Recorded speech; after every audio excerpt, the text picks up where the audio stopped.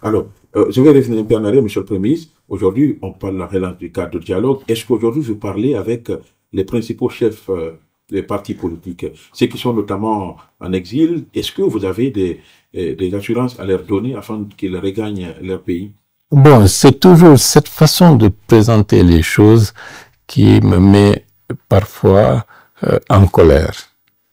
De quel droit, de quelle légitimité pouvons-nous prétexter que certains sont plus importants que d'autres?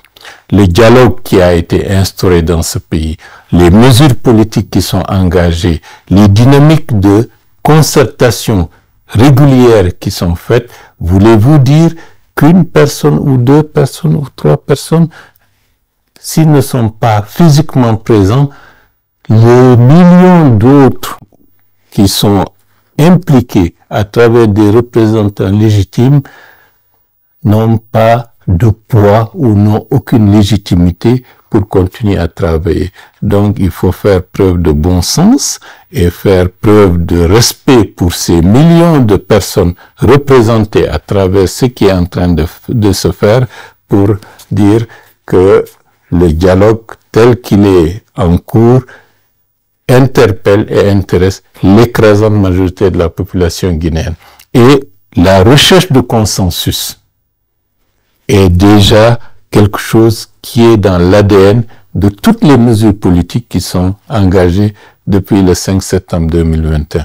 Maintenant, si moi je prépare un plat, j'invite tout le monde à partager ce plat avec moi et quelqu'un dit tant qu'il n'y a pas une quantité de piment ou de sauce qui ne se présentera pas, alors est-ce qu'il est exclu?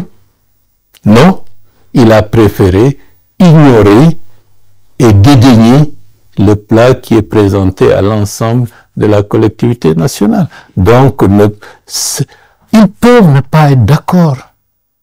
Ça, c'est le principe de la démocratie. Mais de grâce, ne ramenons pas l'histoire de ce pays, les faits majeurs qui sont en train d'être construits, seulement selon les humeurs d'une ou de deux personnes.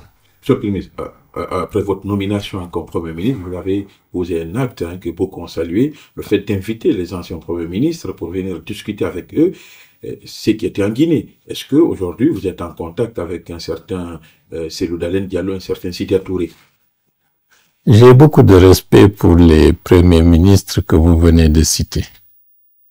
Mais à force d'insister pour dire que le premier ministre Mamadi Youla, le premier ministre Saïd Fofana, le premier ministre Lamine Sidimé, le premier ministre Ahmad Tidiane Souaré, le premier ministre Luceni Fall, le premier ministre Lansana Kouyaté ne représentent rien par rapport à deux anciens premiers ministres qui ne sont pas dans le territoire national.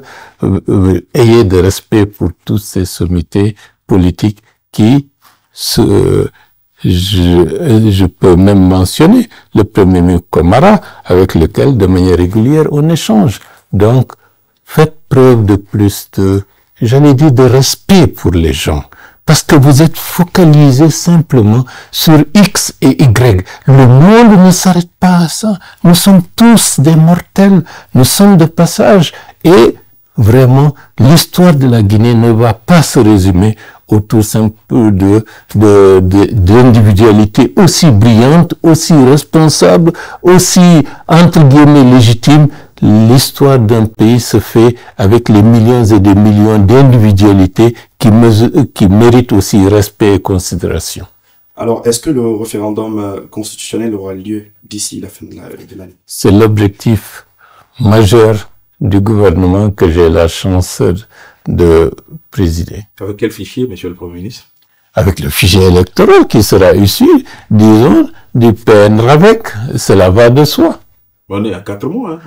Laissons les choses venir. Vous êtes déjà dans une dynamique qui veut que les choses ne se fassent pas correctement. Non, pas du tout. C'est une question. Lorsque on va vers un combat, on se fixe pour objectif de gagner ce combat. Maintenant, s'il y a des aléas, on prend acte et on continue. On est focus pour l'organisation du référendum constitutionnel le 31 décembre 2024. Et toutes les mesures, tous les efforts que nous sommes en train de faire, c'est de conforter cet objectif majeur. Maintenant, comme vous le savez, demain appartient à Dieu. Et justement, on parle de ce fichier électoral parce qu'il a été longtemps la forme de discorde entre l'ancienne mouvance et l'opposition. Aujourd'hui, vous dites qu'on ira au référendum avec le nouveau fichier électoral, sauf que des voix se lèvent pour dire, écoutez, on peut améliorer l'existant pour aller à des élections. Est-ce que vous leur répondez?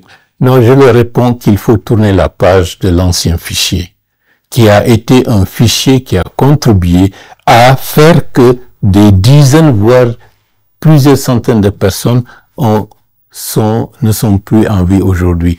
Et pour être en conformité avec ceux et celles qui étaient opposés par rapport à ce fichier, sous prétexte que ce fichier ne correspondait pas à une réalité démographique et ne pouvait pas convenir à l'organisation d'une bonne élection transparente, crédible, et que ce soit les mêmes protagonistes de ce combat d'hier qui se retrouvent aujourd'hui pour se donner la main, tout simplement pour dire que vaut mieux prendre ce fichier qui a déchiré le tissu national, et je pense qu'il faut leur demander de faire preuve de cohérence et de respect pour les hommes et les femmes qui, par des décisions politiques d'avant-hier, ne sont plus en vie aujourd'hui et ont impacté l'évolution économique et sociale de ce pays.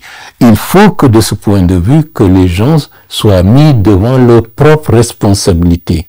Ce qui a déchiré la Guinée doit être mis de côté pour construire sur des bases solides le présent et le futur. Et c'est ça la vocation du gouvernement que nous avons aujourd'hui, et c'est ça les orientations majeures que le général Doumbouya est en train d'instruire aussi bien au CNT qu'au gouvernement.